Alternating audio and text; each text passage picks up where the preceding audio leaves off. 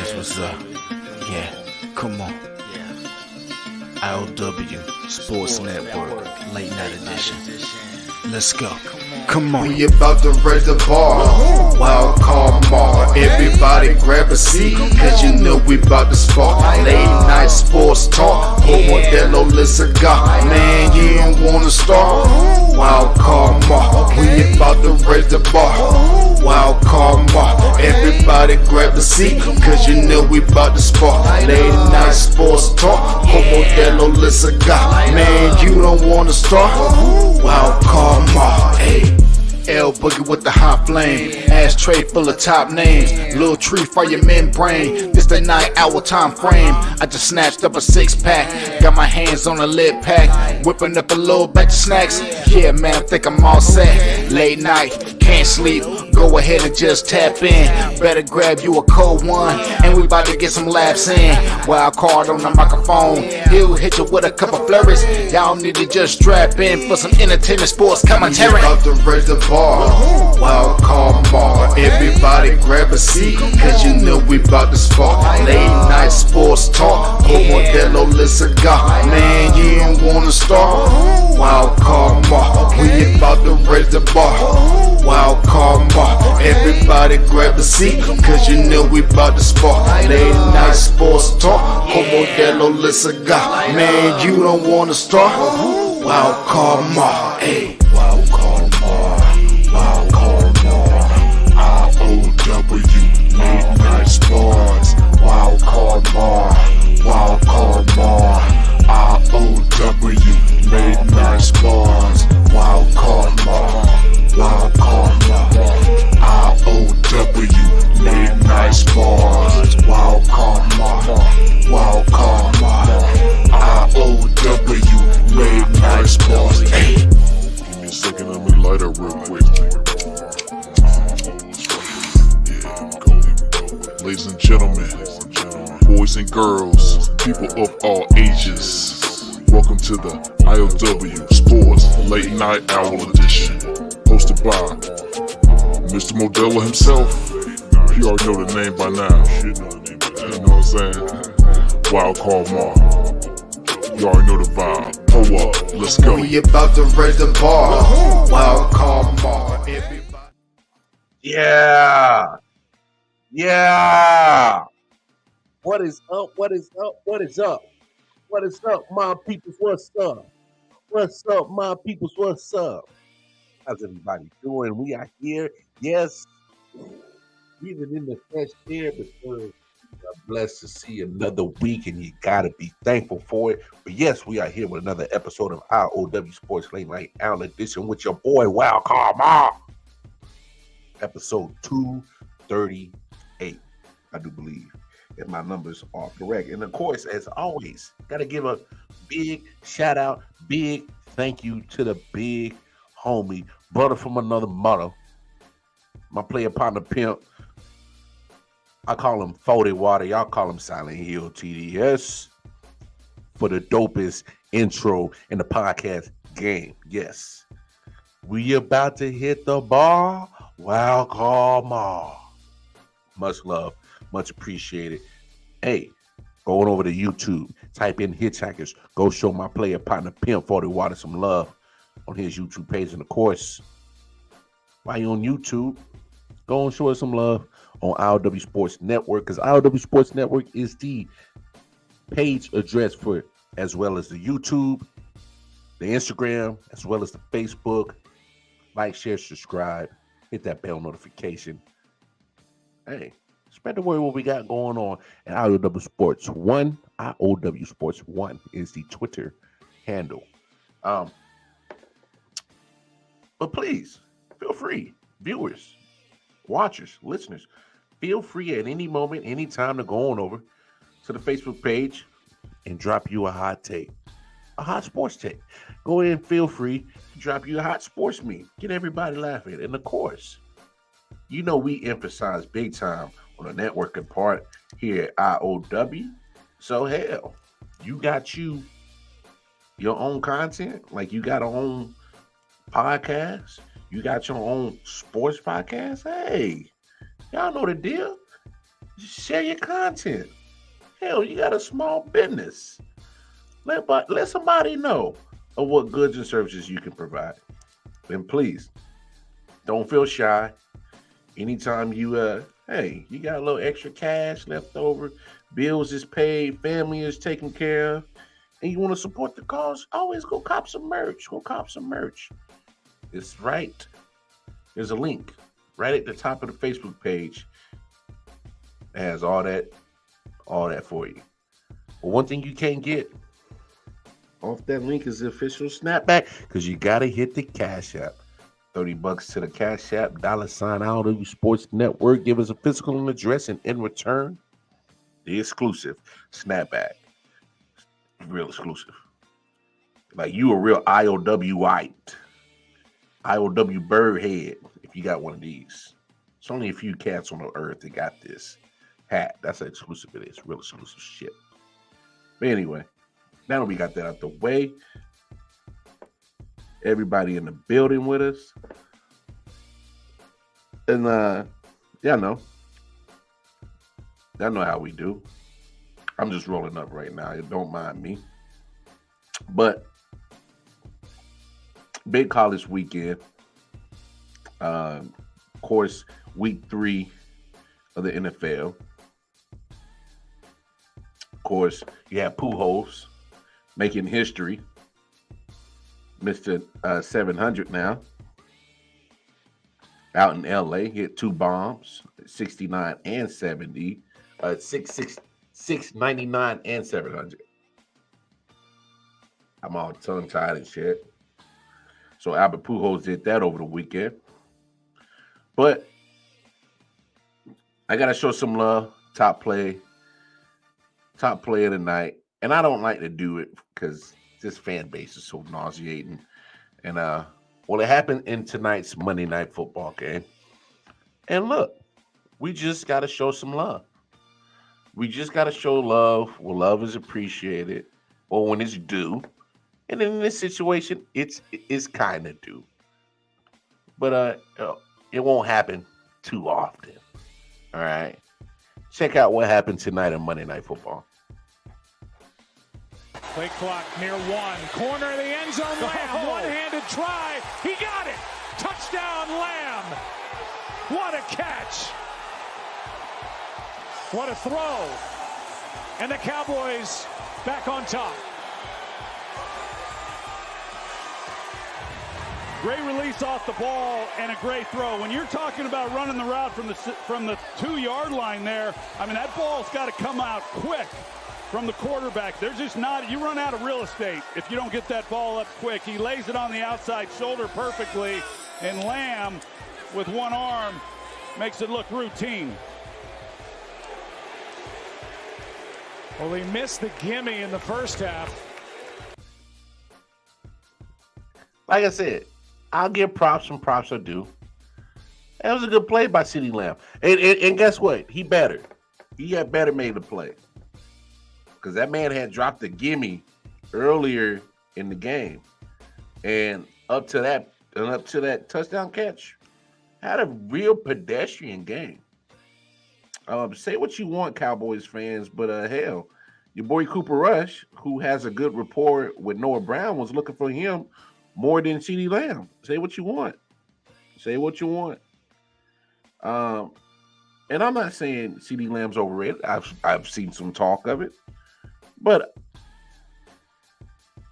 it's just he gets a bad rep, and here's why. You see Justin Jefferson, what he's doing. You see what Jamar Chase is doing. And so people are waiting for him for CeeDee Lamb to do his thing, break out, ball out.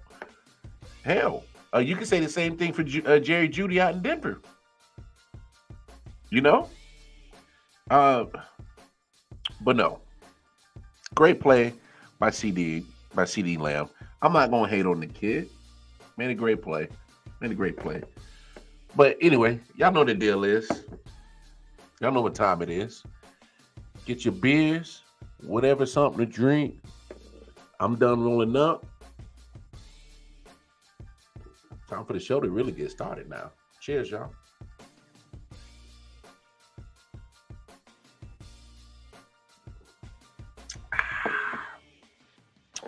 Nice, fresh, cold Modelo. Gets no better than that. But man, we got to talk about some disappointments in the NFL. Disappointments. And, well, what disappointment should I start at? You know what? Let's backtrack. I would be so wrong to not even mention the Monday Night Football game we had tonight. The only game on the docket. Prime time. Okay, Cowboys. Man. Boy. They got a favorable schedule. Or have one. Cooper Rush. Let's be honest about Cooper Rush for a second. He's not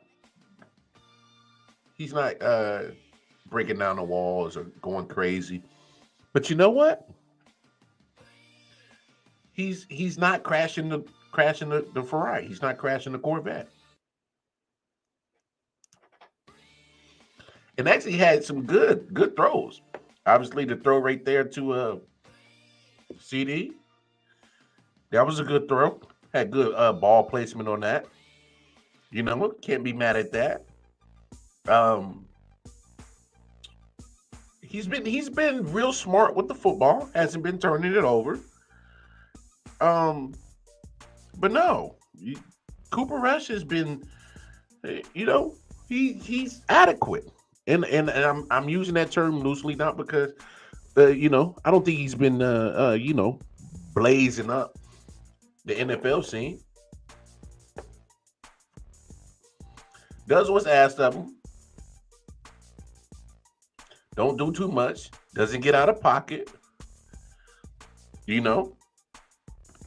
What's going on, MJ? How you doing, bro? So, but I'll say this. The Giants could have won this game tonight. And we got to speak on one player and one player only. What was the contract that the Giants gave Kenny Galladay? Guess what? He need to pay it all back. He need to pay it all back. Because what he did his last year in Detroit to get him that contract, I ain't seen the such thing of it in New York since he's been there.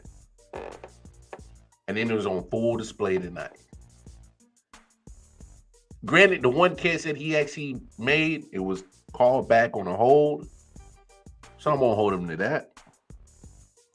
But there was other times he had the chance to make a play. Can't catch. He's barely getting separation, and the only reason why he's a target is because he's bigger than your average cornerback. Kenny Galladay is at least 6'2", 6'3". Probably 220, 230. When usually your average cornerback is about 5'11", 6 foot, 200 pounds, hopefully.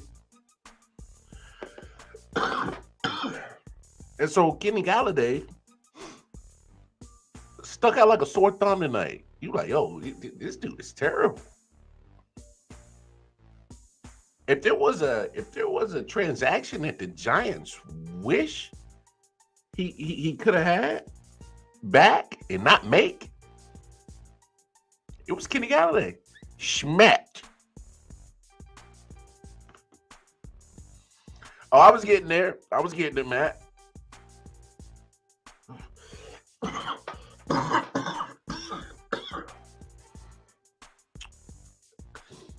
And so Here's my thing. Now, bear with me, Giants fans. I know y'all not fans of Daniel Jones. I know y'all not. But after an actual close watch of what happened tonight, this is almost pretty much what Daniel Jones has done. You know, this is what Daniel Jones has been dealing with. Say what you want about Daniel Jones. Look, I've said it. I think he's turnover prone. Has a little almost Sam Darnold in him, where he's either turning the ball over or he's getting injured. And ironically, he did game ends on the interception. But Daniel Jones is running for his damn life tonight. Literally running for his damn life tonight. And it takes me back to the conversation me and Detroit Mail had today this afternoon. Going over to I.O.W Sports Network on YouTube. Go back and check episode 188 I.O.W Sports. And Mel had a good point. He said, all the stuff we talked about Tua, we said, get something around him, then let's see. And guess what? He was right. Tua's making plays this year. Is he blowing the league, setting the league on fire? No. His stats aren't crazy, but he's making plays. Making the plays when it matters. Making the plays when his team needs it. Got to give the kid props. And so I think it's fair that we should apply this same situation to Daniel Jones. On ESPN, they threw out a crazy stat. They said the New York Giants have drafted 8 offensive linemen since 2010 in early rounds, and not one of them has made a second contract since 2010. 8 different guys, offensive linemen, early rounds. None of them get a second contract. And so that is literally telling you that they have bad scouting when it comes to scouting offensive linemen. The numbers just don't say that they're good at drafting offensive linemen. And so that brings me to Evan Neal, who they drafted early in this year's draft. Top 10 pick. And that boy was getting beat like a drum.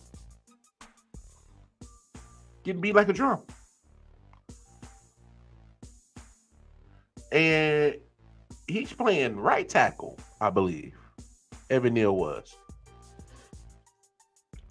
And DeMarcus Lawrence abused him. Michael Parsons abused him. Hell, anybody pass rushing in the Cowboys uniform line up against Evan Neal was abusing him. And so Brian Daboll, being the smart coach he is, tries to give him help. Let's give him a chip. And I think it was Beringer, the tight end. He was no help. His chip blocks weren't worth the shit. And so I don't want to sit here and keep accusing Daniel Jones of being a bad quarterback when we got to be honest about his circumstances since he's been in a Giant uniform. I can understand why he's been hurt a lot. He's had shit for offensive linemen his whole time in New York. And so when you got no adequate protection, how do you progress as a quarterback? Now, luckily, the guy is athletic. As you saw tonight, I think he ran for 6 or 7 first downs just for him alone, being athletic enough of a quarterback. I'll say that.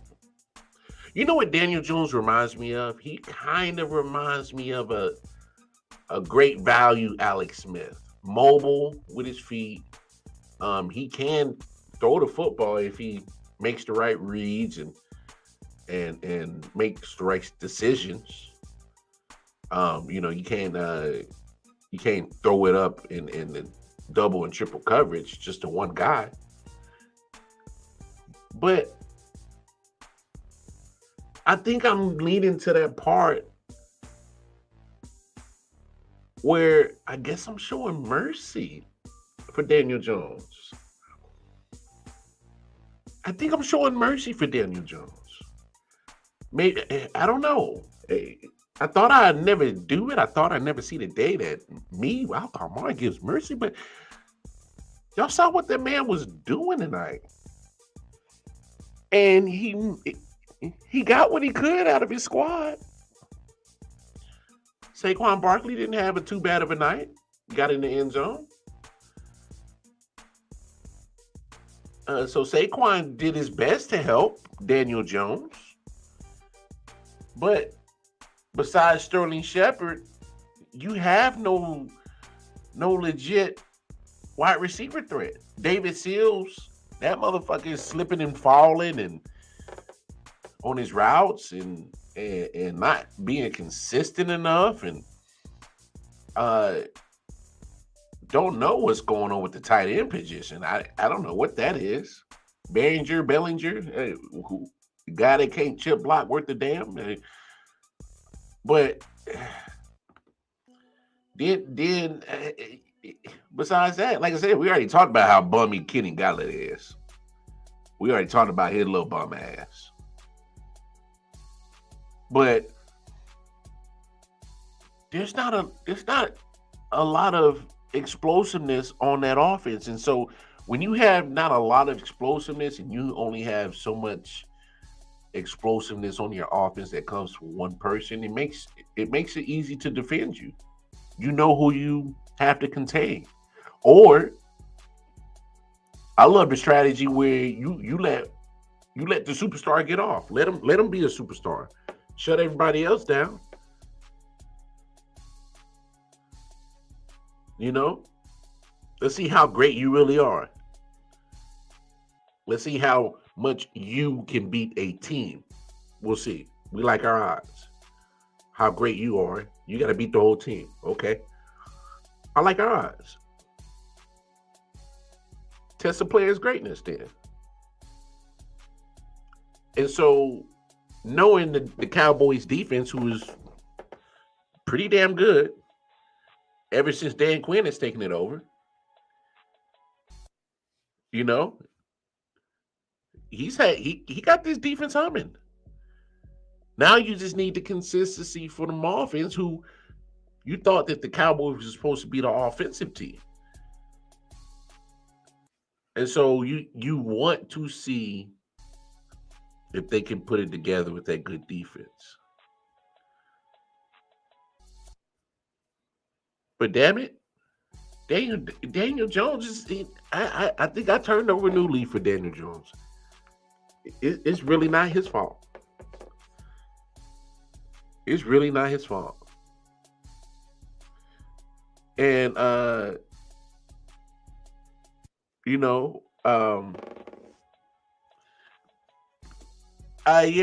hate certain comparisons like that too, Matt. When they want to compare, certain players like that. I will say Aaron Donald is the closest thing to like being disruptive on a consistent basis in key moments and key times like LT. So I can understand that comparison, even though they play two different positions. I'm just saying, like, LT will wreck your game plan off the edge, and Aaron Donald wrecks your game plan coming through from the middle. So I think their impact on the game in crucial moments. I mean, you saw what it was in the Super Bowl against the Bengals. which is funny. I'm looking at whose offensive line is worse, the Bengals or the Giants right now. The way that Daniel Jones was running for his damn life, or maybe it's just or maybe it's just the factor that it is Demarcus Lawrence and Micah Parsons. I mean, they're two good pass rushers. They are. Maybe it's just them. I mean, I don't know. I don't know what the true actual answer for it is, but at the end of the day, um, just like the how the Bengals can't stop nobody from sacking Joe Burrow, the Giants are having issues with keeping Daniel Jones upright, and that doesn't bode well because you go off on the 2-0 start, and I know Giants fans were like, "Oh shit, when's the last time we been 2-0?" I'm like, "Oh yeah, oh we got the Cowboys. Oh yeah, yeah, yeah. Y'all had a lot of people feeling y'all shit too. Go look at everybody's pick 'em. There's a lot of people that picked the Giants. We drink the Kool-Aid. Oh, we stepped on it. Now I say this, y'all weren't out of this game. You weren't. You were never out of this game.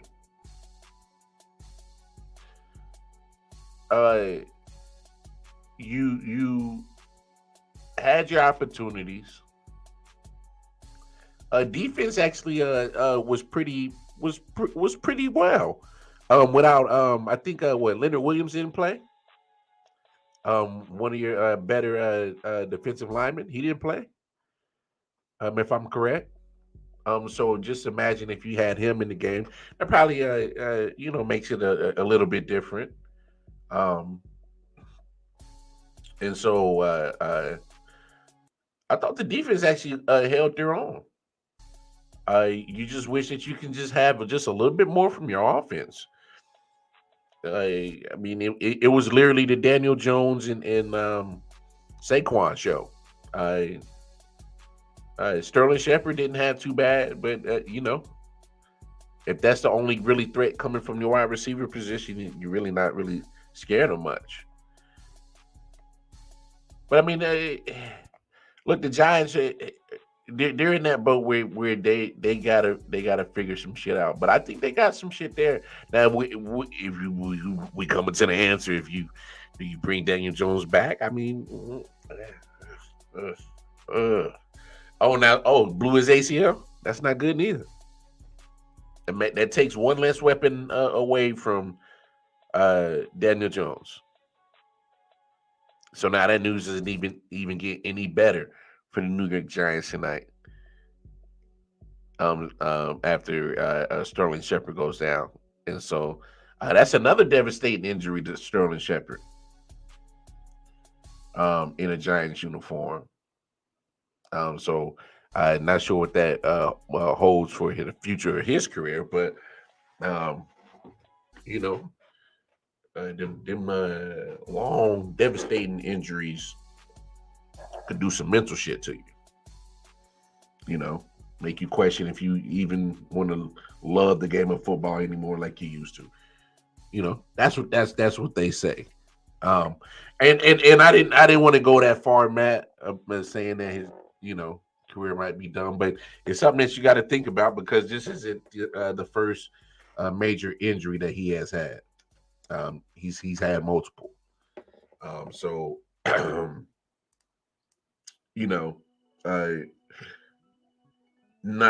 know his marital status or if he's a father or not. I don't know that, but let's assume that he is. I don't like to assume, but in this case, let's hypothetically say that Sterling Shepard is a father and husband. Hey, FOE. That's how I operate. It's always family over everything. And so,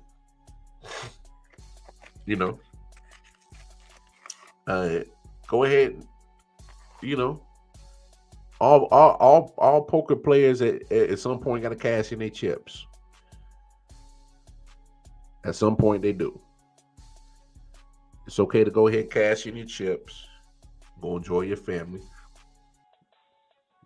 Especially if you got kids, you want to play with them. You know, you want to be able to do all that stuff. Your body keeps getting jacked up. Come on. Have y'all seen some of these NFL players after their career is done?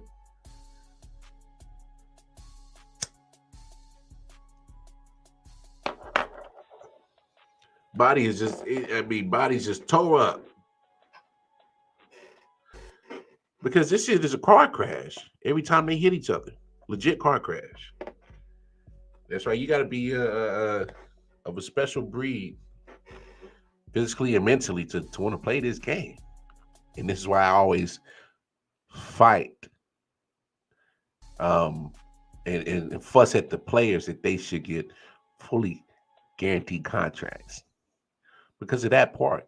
You want that long-term investment and security for your family for the long run, past football, you know, or if it was suddenly cut short in one game, boom. So, I mean, get your paper and get out. But Sterling Shepard, man, we hope you all right, man. We hope you all right. So that was Monday night's game, and man, there's been a trend I've seen going on in the NFL. There's some good defense getting played, and sometimes by teams that you weren't even expecting.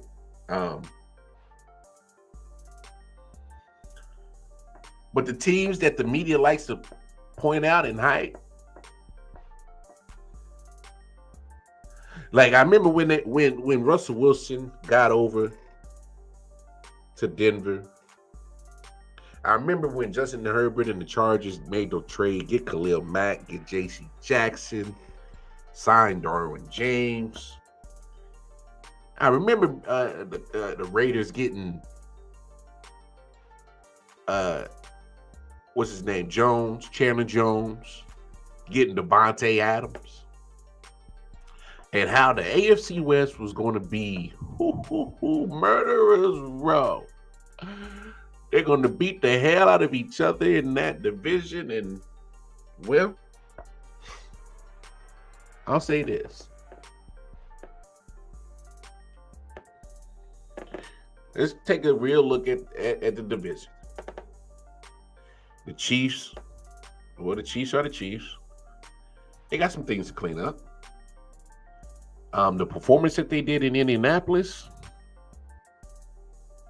shot themselves in the foot. And you know what's crazy? You worry about their defense, but their defense has been showing up.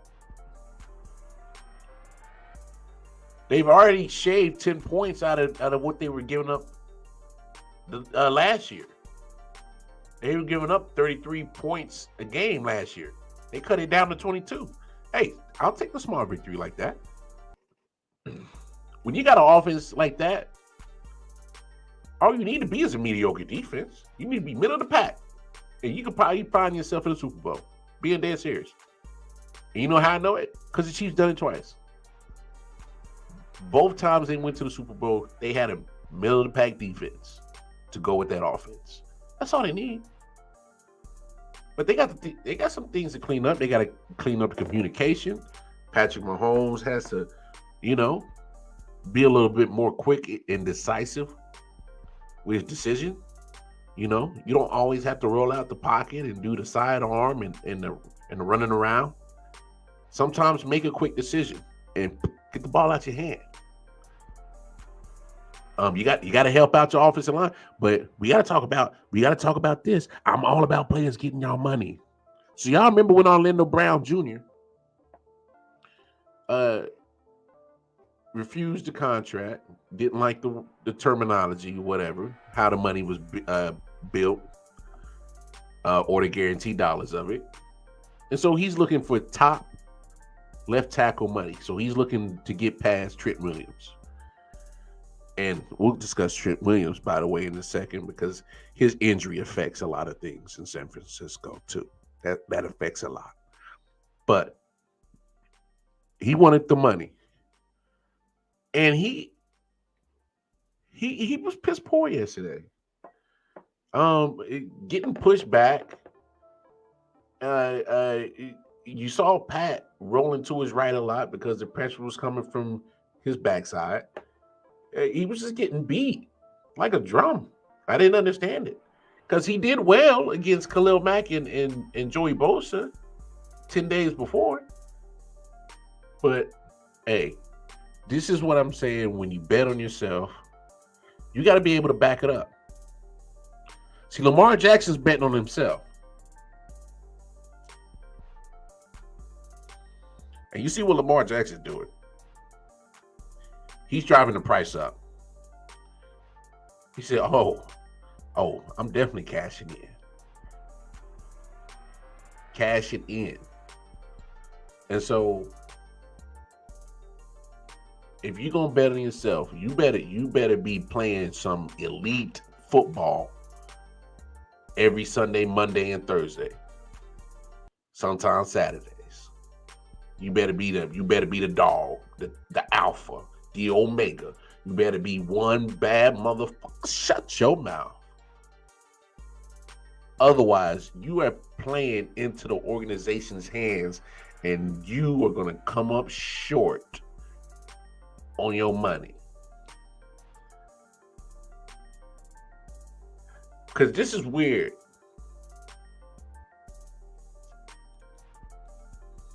As an organization, yeah, you want to win, but I'm pretty sure in the back of their minds, they like, yeah, keep sucking Orlando Brown.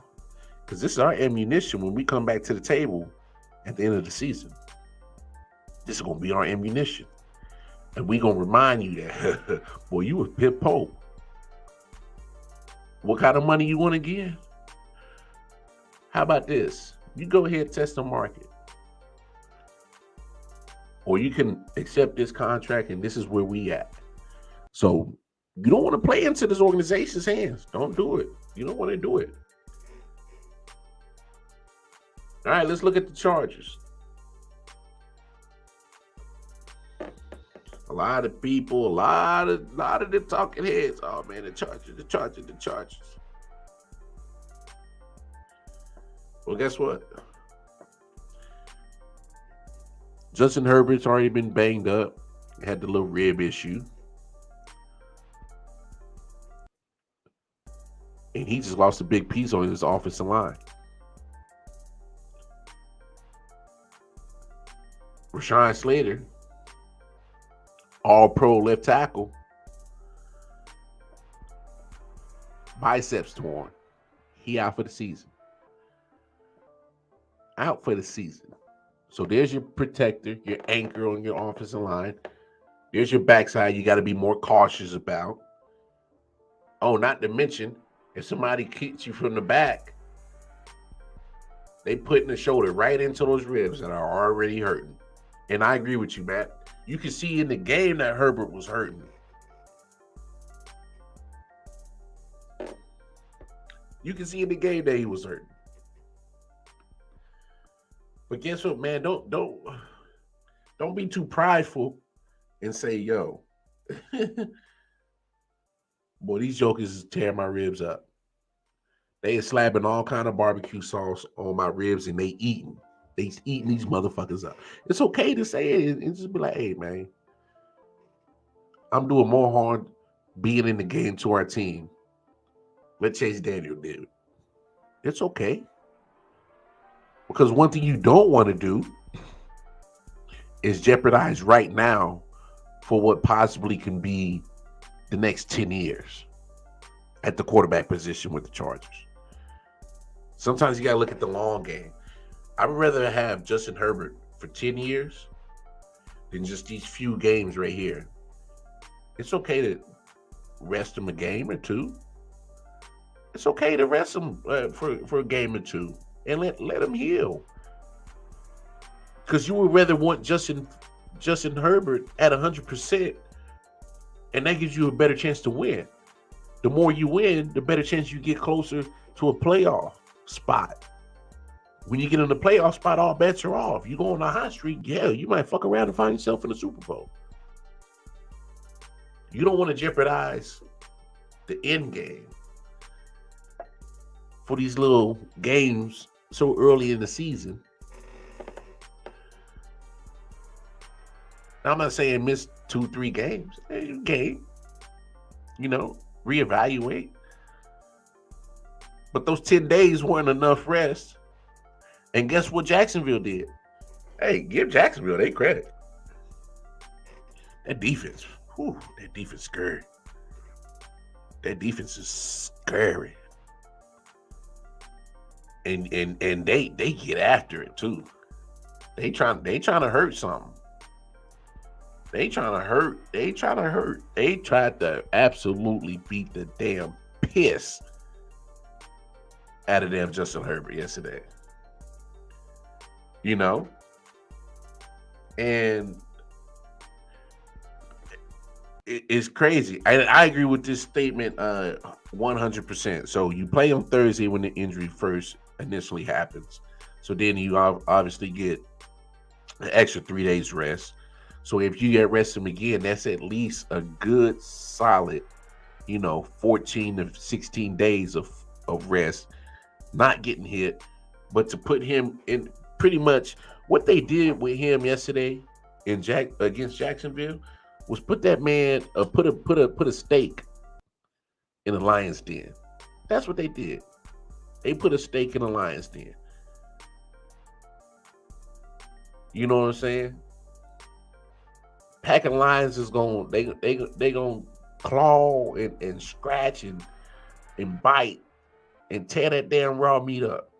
That's what they did. They was tearing down Justin Herbert's ass up. And it got compounded even more once Slater went out. And now you hear the news about his situation. Yeah, I know he wanted to be out there, but guess what? Sometimes you gotta save these players from themselves. And I know it's it's hard to get these get these guys to be in that train of thought. But I mean, it's sometimes you got to you got to save these players from themselves. And I agree with you right there. You got to see the bigger picture. But I get it. That's the atmosphere in the NFL is win at all costs. Just like say what y'all want to say about that Tua situation. I thought that was a little dangerous. Put that man back in there. He took 2 concussion protocol tests. They say he passed. Okay, all right. From what I saw, that looked like a very hurt individual. The force that his head had hit the ground. That shit ain't pillows.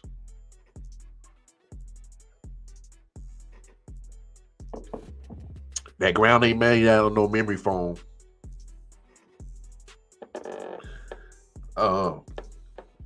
Okay. Let's get to the Denver Broncos.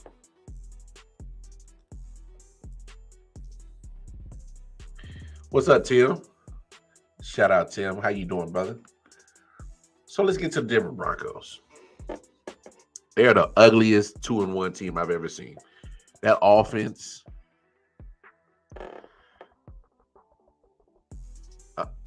is pathetic. That Denver Broncos offense is pathetic. Now I'll give Russell Wilson his credit. When he need to make plays late in that game, he made plays. Boy, that offense was dookie for 3.5 quarters. Boy, that was one of the worst Sunday night games I've ever seen.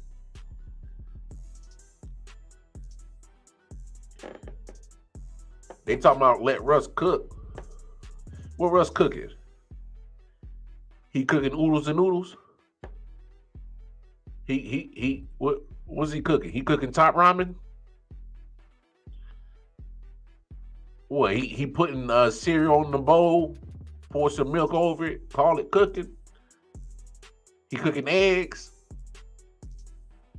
Because the way that Russ cooking right now, boy, it's some old basic shit. Like, fellas, y'all remember y'all was single and you go over to that chick's house and she say she can cook, but she cook her some old hamburger helper. Like, helper, you ain't cooking. All you did was brown some meat, boil some noodles, and mix that shit up. You ain't cooking. I when you said cooking, I thought you got to make homemade cornbread. Had the collards popping all day. Had the house smelling like good old collards. I thought you was about to fry up some chicken. Had the black eyed peas. Got some rice, mac and cheese, ice cold pop, and hell, you even made sweet potato pie. And once I'm done, nice, happy, and full, and done farting and drank all my beer, I'm gonna lay this smack down because I thought you said you was cooking. Hell, you just gave me a Lunchable. At this rate, I'm still hit, but I ain't worried about you getting yours. It's a wham bam. Thank you, ma'am. But for real though, I don't know what this different offense is. Honestly, what they should do, they just let Javonte Williams run the ball until y'all figure out what y'all want to do on offense. Melvin Gordon's a good runner still. But you know what? If I'm a Broncos fan, I don't want Melvin Gordon touching the ball because he always fumbles. You got ball security issues, bruh. Ball security issues. Already lost Tim Patrick for the year. He didn't even see one snap this year. That's devastating. Cortland Sutton can disappear. And Jerry Jeudy, who you was drafted in the first round. Boy, you got old Packers coming at you. Shannon Sharp then went at him, said this man, first round pick, getting this money and can't catch a fucking ball. Went at his ass on Twitter. So now you got the OGs talking shit about you. And trust me, Shannon Sharp was one hell of a player. So if he's saying you ain't worth shit, who am I to discredit that opinion? Luckily, the Broncos they've always played good defense. Luckily, their defense is worth a damn. And that's without their all-pro safety and Justin Simmons back there, who, is on IR. So he'll be back in a couple of games. But how long is that defense is going to be able to hold on? When you see Justin Herbert twice, when you see Patrick Mahomes twice, when you see Derek Carr twice. But that was one boring game. Ugly as hell. Ugly as hell. San Francisco, oh my gosh. That's a big loss, losing Trent Williams for at least 46 weeks. That's going to have Jimmy Garoppolo running on his ass. And we already know that man's injury prone. So when you got a weak left tackle now, that ain't Trent Williams. Ooh, you better hope he don't get hurt. Your future is already on out for the season. You lose Jimmy G, what you gonna do? What you gonna do? I know Jimmy G was a backup plan. I don't think he had a backup plan.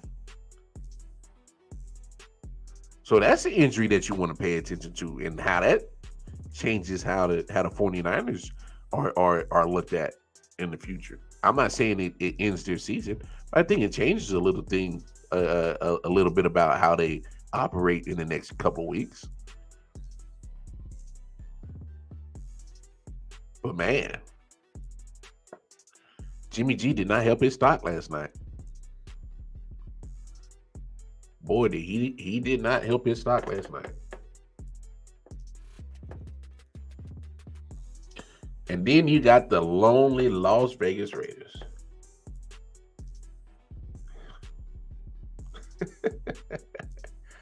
Oh and 3, the only 0-3 team. I thought I'd never see the day. The Lions, the Jaguars, the Jets, the Giants, they got wins. And the Raiders, who are always been hyped year in and year out, they got 0.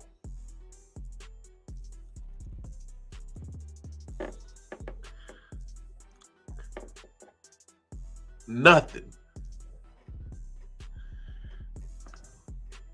I believe it is Josh McDaniels. Well, let me take that back. It's partially Josh McDaniels and it's partially the GM's fault. And I say that because the GM really didn't address the offensive line, which is the Raiders' issue. They can't block. And so you already know what Derek Carr is going to do. When he gets pressure, he's looking for Devontae. So if you pretty much bracket Devontae, you pretty much shut down that offense. I'm confused how they not getting Josh Jacobs going. So I think that goes to play calling on Josh McDaniels' part. I'm also looking at how they're using Darren Waller. I'm really confused on really the play calling for the Raiders right now. Obviously, if you see that your offensive line is struggling, man, you ain't got time for down the field routes to develop. You got to get the ball at your partner's hands. So you got to help him out there. Can he succeed without Brady? Has he shown that he can? I mean, I guess if you're calling that playoff victory with Tebow succeeding that one year, I guess. But other than that, we have no proof that he can win without Tom Brady. But I don't know. I honestly don't. I'm not understanding the Raiders right now. You go out and you try to make all these transactions as you're going to compete. And, oh, yeah, he failed in Denver. And so far, he's failing in Las Vegas. And it goes back to that old adage. Stop trying to recreate something without the main ingredient. Stop trying to recreate what happened in Foxborough, Massachusetts, and as if it's going to transition to Las Vegas, Nevada. It don't happen like that. There's a lot of things that went well in Foxborough, and it starts with Bill Belichick, not Josh McDaniels.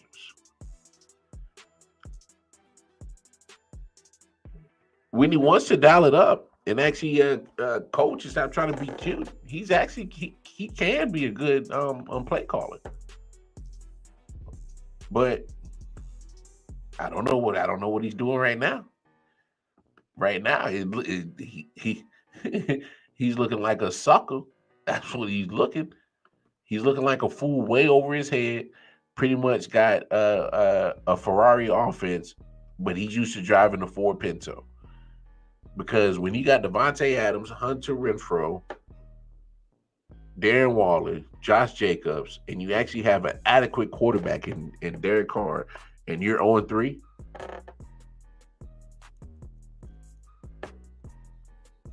makes no sense. Make no sense. So he ain't it. He just ain't it. Just ain't it. Well, the storylines are coming out of the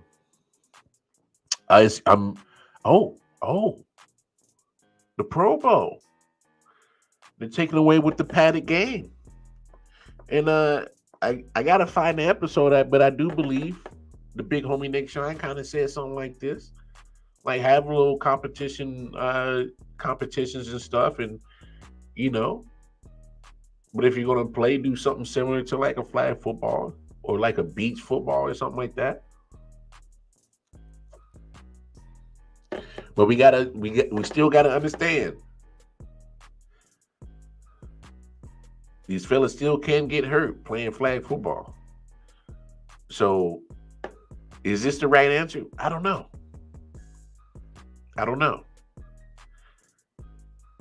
But the competitions, little things, I can imagine they're going to do like, throws or 40-yard dashes or, competitions to skill competitions. I'm excited to see that.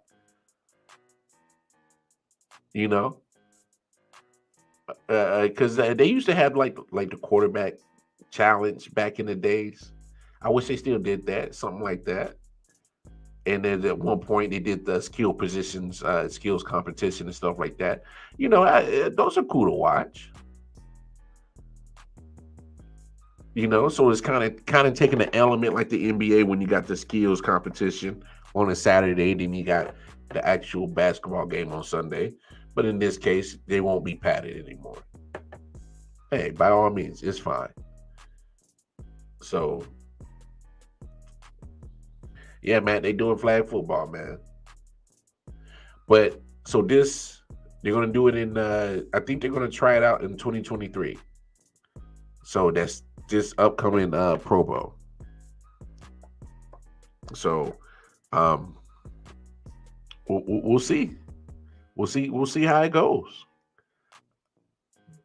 But hey, man, Aaron Rodgers finally got that monkey off his back, beat Tom Brady. In a very defensive game. Hey, man, that Green Bay defense is something nice. And I said it earlier on the afternoon show, and I'll repeat it here. I think this might be the year that Aaron Rodgers, because obviously he has his trust issues with the wide receiver core. Only trust a few to throw the ball to. And then he has two good running backs. I think this is going to be a run-first, defense-oriented team. How great Aaron Rodgers is, I think this might be the year that they just simplify things and only ask him to make certain throws in key moments when they need it, which he does, for the most part, deliver, except in the playoffs at home. But no, I think the Packers have said, hey, we still are part of this NFC picture. I think it's safe to say that Minnesota is in that playoff picture as well. And Philly for sure. Philly's not playing around either. 3-0, along with Miami is the only undefeated teams. But man, it was a wild and crazy weekend of some football, man. It was always a good sight to see. Very entertaining stuff. But yo, that's our show. Y'all know the deal. Y'all come back tomorrow. Same wild card tomorrow. Come back at the 23rd hour. And we're going to do it all over again. Hey, peace and love. Y'all have a fantastic Tuesday.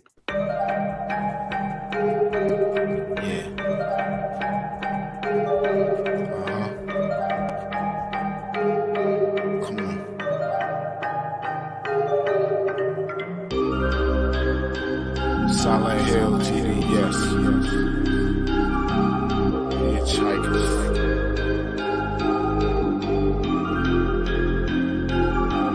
Yeah, smoking so much dope, I'm seeing traces. Visual lasers, load across the scene is dangerous. Aggressive like behavior, couple monsters from my neighbors. Resisting human nature, persistently getting greater. Blood chase, leather terminated. Fire up the green, I need it. Increase release of dopamine. Feel better, so I kill better, doped up for cocaine.